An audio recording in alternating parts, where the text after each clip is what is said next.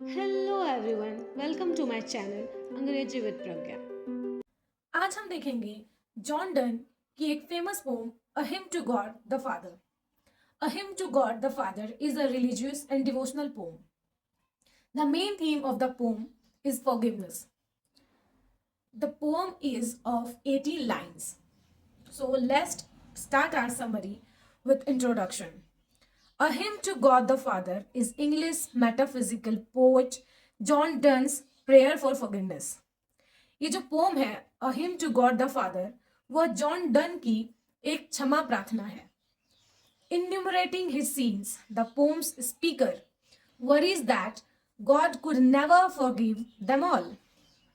अपने एक एक गलतियों को याद करके स्पीकर सोचता है या फिर परेशान होता है कि भगवान कभी भी उसके सारी गलतियों को माफ नहीं करेंगे।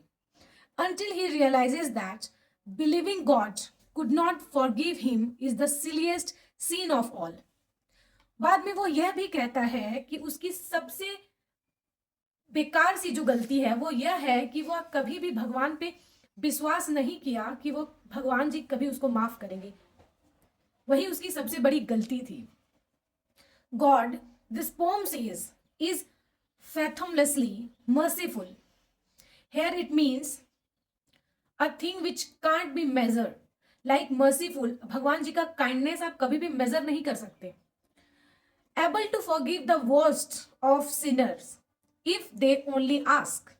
यहाँ पे वह यह बताते हैं कि कितनी भी बड़ी गलती क्यों ना हो जाए, भगवान जी इतने मर्सीफुल, इतने काइंड नेचर के होते हैं कि वह कोई भी गलती, बड़ी से बड़ी गलती, बेकार से बेकार गलतियां भी माफ कर देते हैं। The poem was first published in Donne's posthumous 1633 collection poems. Here posthumous means जो डेथ होने के बाद जो कलेक्शन आती है उसका मतलब होता है posthumous collection poems. Hence the first stanza. जो लोग इसको सेमेस्टर्स के नोट्स के लिए यूज करेंगे या फिर जो अपने आंसर सेट में इसको लिखेंगे एक समरी के तौर पे, तो उनको ये स्टैंजा लिखने की जरूरत नहीं है। लेकिन बहुत बार ऐसा भी होता है कि आपको क्वेश्चंस में उसका फर्स्ट स्टैंजा एक्सप्लेन करने के लिए दे दिया जाएगा, तो आप उस वक्त मेरे लाइक नोट्स को अगर आप देखेंगे तो उस बेसिस पे आप इसका आंसर भी कर सकते हैं। लाइक मैंने स्टैंजा वाइज भी इसको एक्सप्लेन किया है और आपको एक समरी के तौर पे भी ये पूरा नोट्स भी मिल जाएगा। So wilt thou forgive that sin where I begun. यहाँ पे जो विल्ट और दाउ है वो एक लाइक ओल्ड इंग्लिश के वर्ड्स हैं। Here wilt means will and thou means you, और जो यहाँ पे यू है वो गॉड के लिए यूज हुआ है। Will you forgive that sin where I begun. क्या आप मुझे उस गलती के लिए माफ कर पाएंगे जहां पे मैंने स्टार्ट करा था।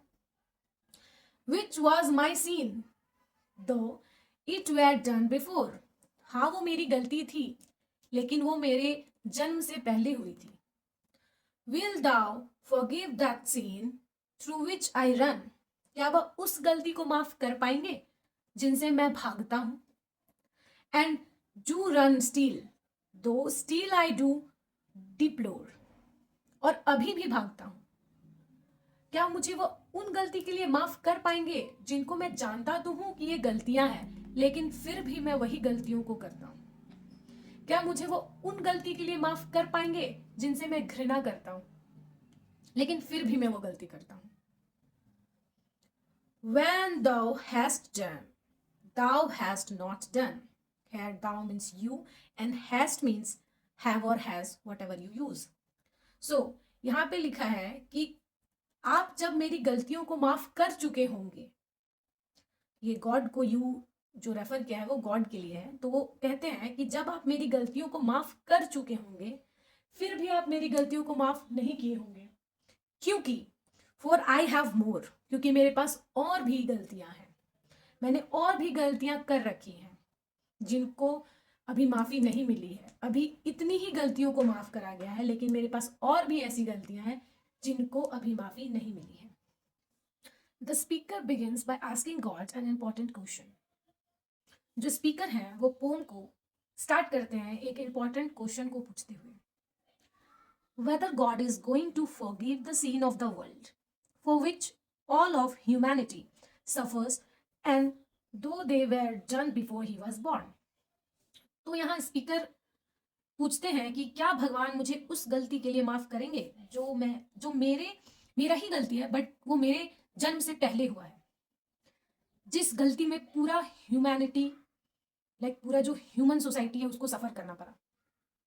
यहाँ पे बात की जा रही है एडम और ईव की, जो भगवान के फेवरेट और पहले ह्यूमन हुआ करते थे, और उन दोनों को भगवान ने द फ्रूट ऑफ नॉलेज, जो एक ट्री, उस ट्री में फ्रूट ऑफ नॉलेज हुआ करता था, उसको खाने से मना किया गया था एडम और ईव को। लेकिन फिर भी एडम और ईव सैटर्न के बहकावे में आकर के, जो एक स्नेक होता था उसके बहकावे में आकर के उन दोनों ने वो फ्रूट ऑफ नॉलेज वो खा लिया, जिनको भगवान ने मना किया था, और जिस वजह से भगवान उन्हें हेवन से उठा करके अर्थ में फेंक देते हैं।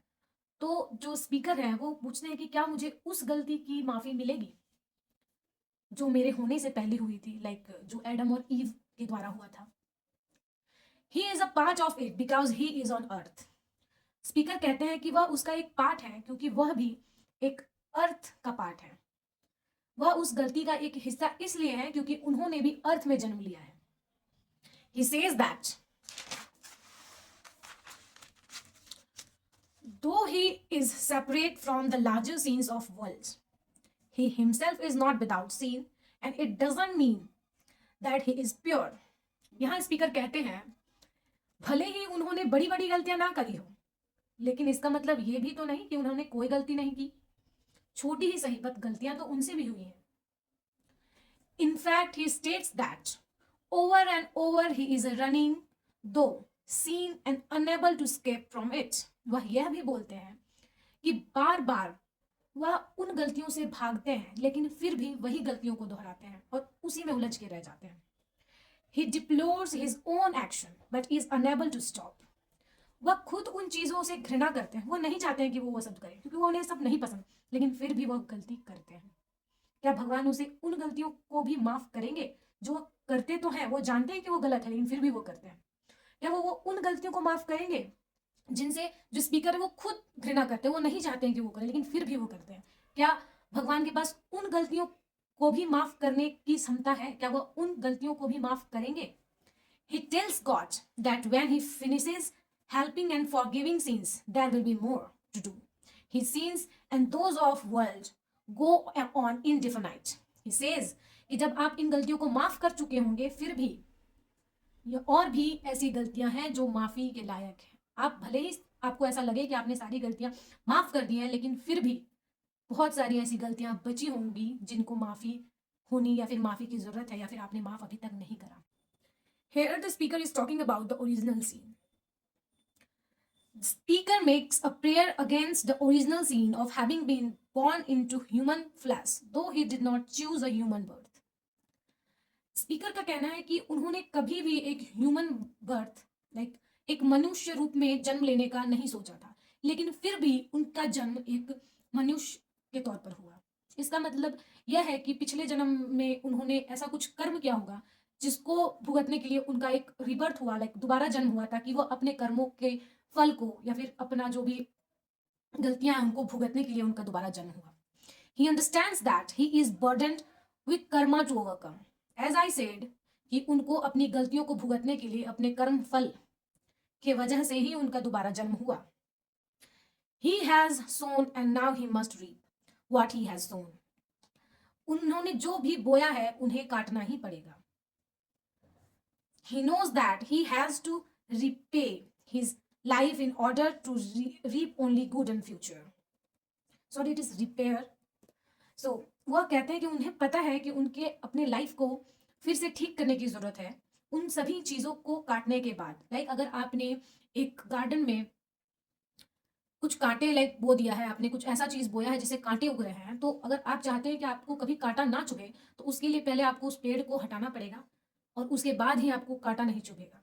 तो यह यहाँ पे यही कह रहे हैं कि अगर हम चाहते हैं कि मेरा आगे का लाइफ अच्छा हो तो उसके लिए जो भी मैंने कर्म करे हैं उनकी सजा मैं भुगत लूँ और उसके बाद मेरा फ्यूचर जो है वो अच्छा हो जाएगा।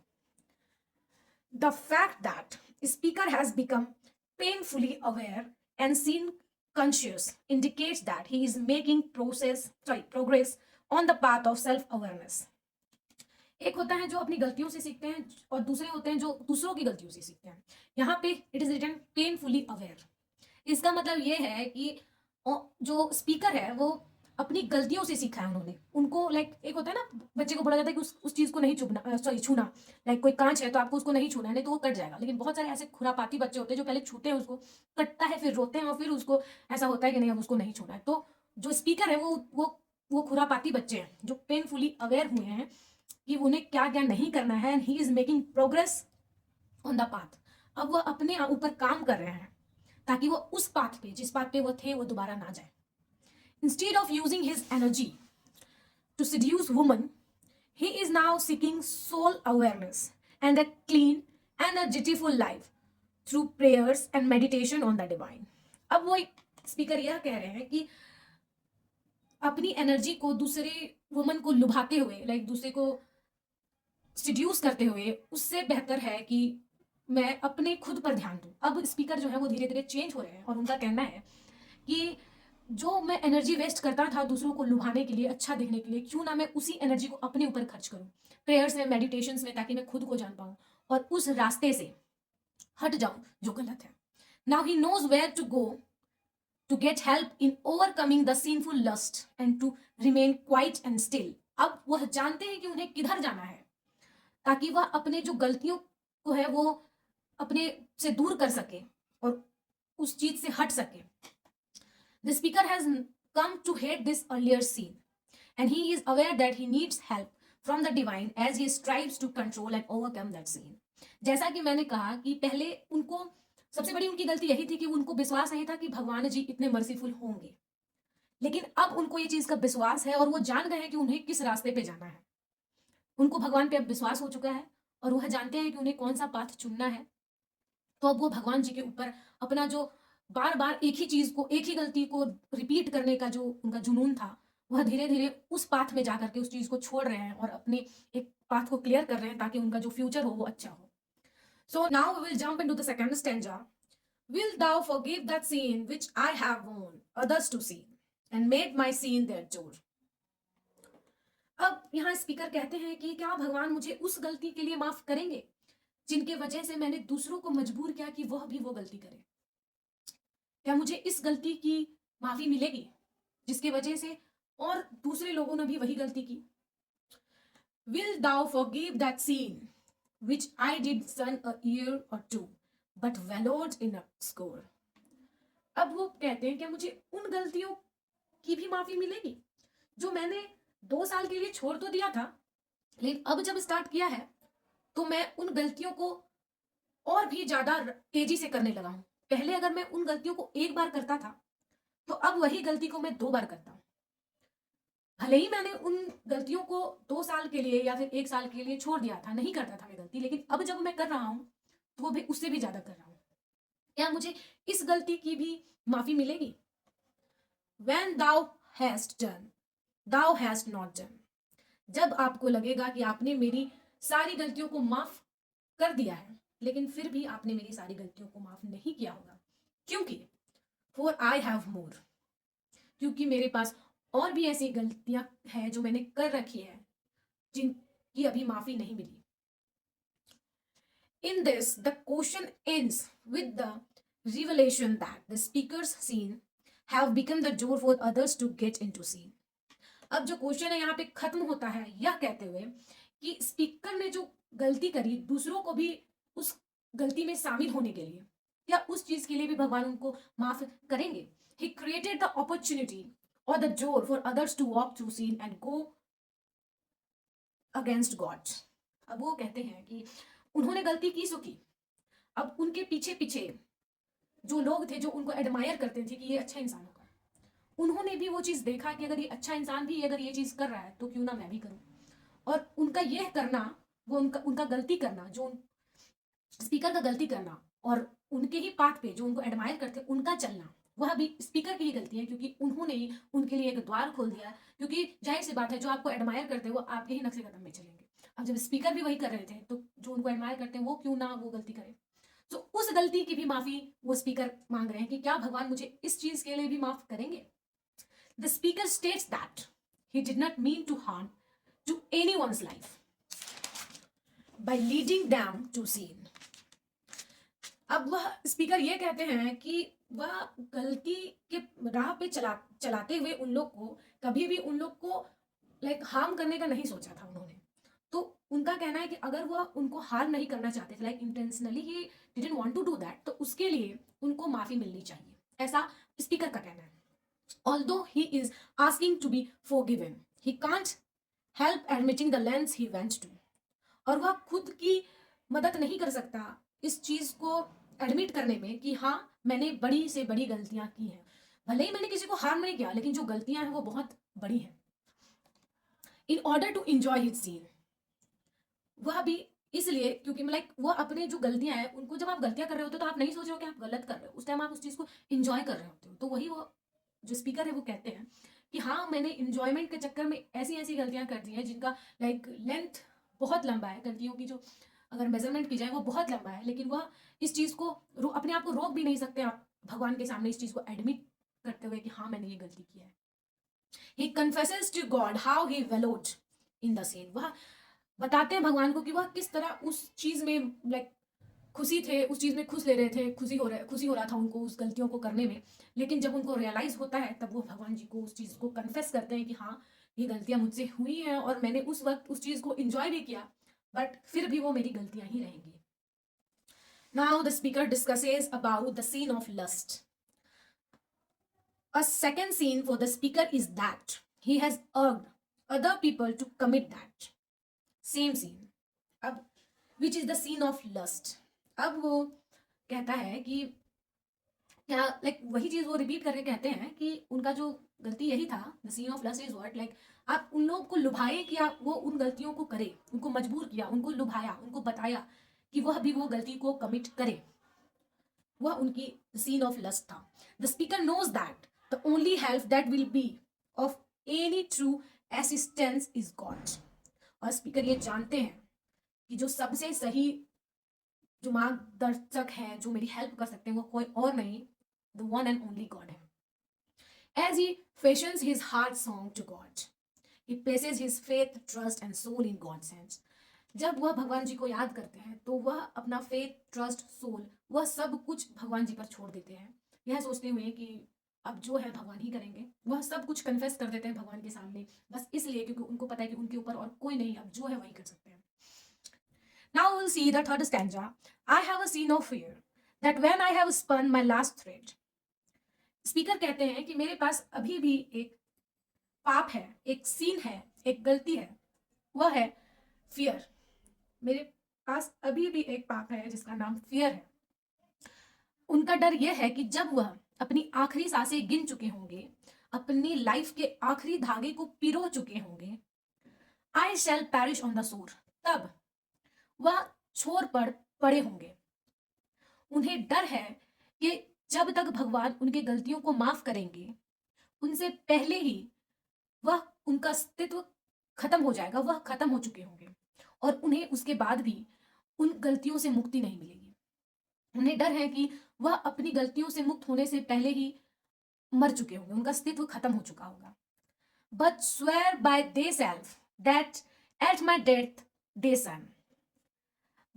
स्पीकर कहते हैं कि प्रॉमिस करिए कि जब मैं अपनी आखिरी सांसें गिन रहा हूंगा तब आपके बेटे, इनके बेटे यानी कि Jesus Christ, shall shine as he shines now, वह चमकेंगे और चमकते रहेंगे जैसे वह अभी चमकते हैं। And heretofore and having done that. इन्होंने जीसस क्राइस्ट का नाम इसलिए लिया यहाँ पर क्योंकि जैसे जीसस क्राइस्ट ने सबकी गलतियां अपने सर ले ली थी, वैसे ही इनकी भी गलतियां वह अपने सर ले लेंगे और यह अपनी सारी गलतियों पापों से मुक्त हो जाएंगे और चैन से अपने लास्ट टाइम पर जब वो अपनी आखिरी सांसें गिन रहे होंगे, उन्हें एक मुक्ति मिल जाएगी अपने गलतियों से, अपने पापों से। और उस वक्त thou has done I fear no more, और उस वक्त मेरे पास कोई भी गलतियां या फिर कोई भी सीन नहीं रह जाएगा जिनको आपको माफ करने के लिए बच जाएगा। आपने उस वक्त सारी गलतियां माफ कर दी होंगी जब आपके बेटे जीसस क्राइस्ट मेरे पास होंगे और मुझे मुक्ति मिल जाएगी।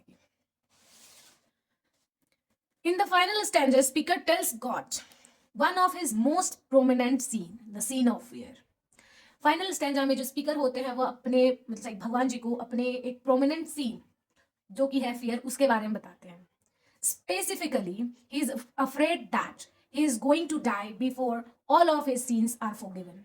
एज आई सेड, उनको डर है कि वह मर जाएंगे उससे पहले जब तक भगवान उनकी सारी गलतियों को माफ करेंगे। They are so numerous that he may perish on the shore before God forgives them all। वह इसलिए भी डर रहे हैं क्योंकि उनकी जो गलतियां हैं, उनका जो गलती का पिटारा है, उनके पाप के जो पिटारे हैं वह इतने भरे पड़े हैं कि जब तक भगवान जी उनके सारे को माफ करते चलेंगे तब तक इनका जो अस्तित्व है वो खत्म हो चुका होगा। The soul refers neither to heaven nor to hell but in the space between limbo which is the worst place in his mind। like ना ही वह नरक में जाएंगे ना ही वह स्वर्ग में जाएंगे, उसके बीच के स्थान में वह रुके पड़े रहेंगे, उन्हें मुक्ति भी नहीं मिलेगी।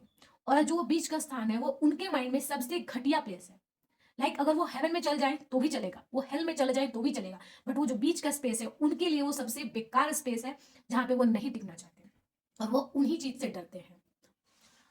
The speaker asked God if Jesus his son will be able to sign on him and now as he has done until now। as I said, Jesus Christ ने सारे गलतियों के अपने सर ले लिया था, तो उनका भी कहना है कि क्या वह मेरे भी पास आकर चमकेंगे, क्या वह मेरी भी सारी पापों को अपने सर लेंगे। Jesus presence is a symbol of God's complete forgiveness which would allow the speaker to stop sinning। अब उनको वो जब उनको देख लेंगे ना, जीसस क्राइस्ट आ जाएंगे, उनकी सारी गलतियां माफ हो जाएंगी। यह एक इंडिकेशन है, जीसस क्राइस्ट का आना एक इंडिकेशन है कि आपकी सारी की सारी गलतियां माफ हो चुकी हैं और वह भी उस चीज से वह रुक भी जाएंगे कि अब उनको गलतियां नहीं करनी। The final lines and with the speaker stating that he does not fear anymore with Jesus there to restore and improve him। His sins are no longer increasing, he is forgiven। Now the speaker is happy, he is saying that अब उसको कोई डर नहीं है और Jesus के साथ उन्होंने इम्प्रूव करा और रीएश्योर करा कि उनके पास ना अब कोई सीन बचा है और ना ही अब वो कोई सीन करना चाहेंगे, वह पूरी तरह से अब मुक्त है। So that's all for this. अगर आप सेमेस्टर्स में हो तो it will be very useful for you, और आप ऐसे भी अगर कोई चीज़ की पढ़ाई कर रहे हो तो वो आपके लिए तब भी बहुत अच्छा होगा। और अब अगर आप चाहेंगे कि अगर मैं ऐसी और वीडियोज़ लाती रहूँ तो please do subscribe. Thank you.